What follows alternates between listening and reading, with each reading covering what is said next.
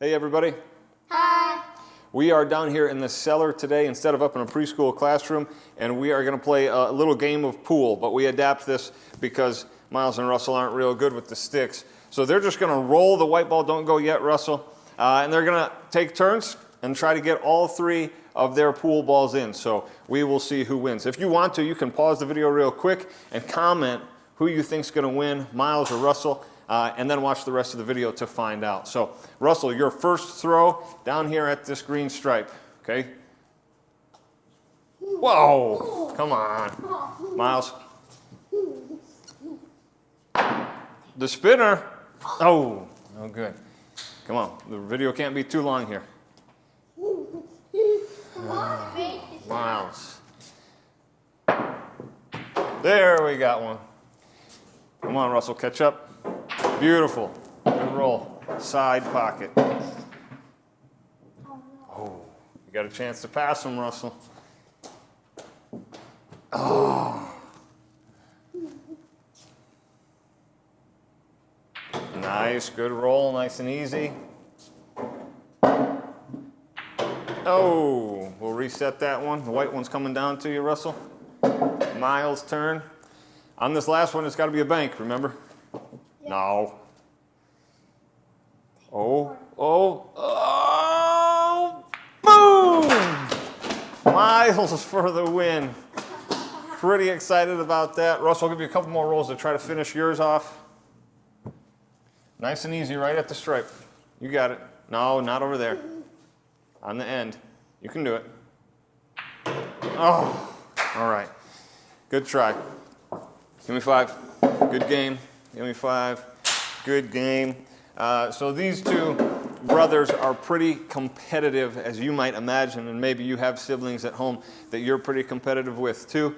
And that's okay, all right? We don't want to be jerks to each other. There's maybe some friendly trash talk that goes on.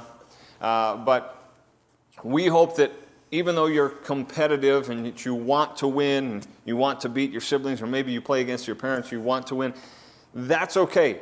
All right, so I'm going to transition to a part of our lesson here, but don't hear me saying it's not okay to have that desire to win, to want to compete. You should use the talents God has given you, but not just for your own glory, for His. You should want to be the best player you can be so that you can help your team be successful. That is okay. But when we transition this idea of competitiveness to our faith, or being the best in our faith, sometimes we see that's for very selfish reasons. And I'm going to talk about Mark chapter 10, verses 35 through 45.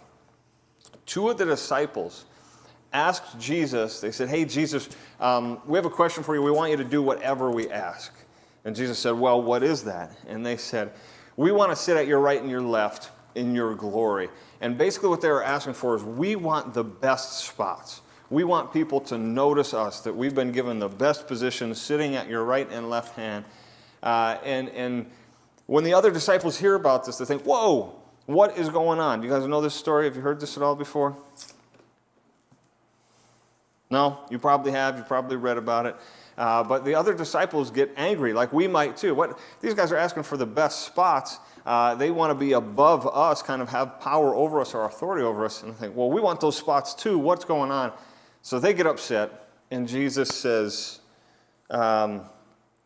these kingdoms, these rulers who have power over people, who have authority over people, they kind of hold it over their heads. They kind of use it in a way that is not necessarily the best for the people. And Jesus says, but that's got to be different with you guys. That has to be different because you are called to serve. And Jesus even tells them, he says, I didn't come to be served by other people. I came to serve them. And you guys, as my followers, as my disciples, need to do the same thing. And so he says that to be great, you must become a servant. He even says you should be slaves of all, or servants of all. And that's how we are to handle our faith. It's not to say, well, I hope that I get a great position in God's kingdom, or I hope everybody sees me and how good a Christian I am. That's not what we want. It shouldn't be what we want.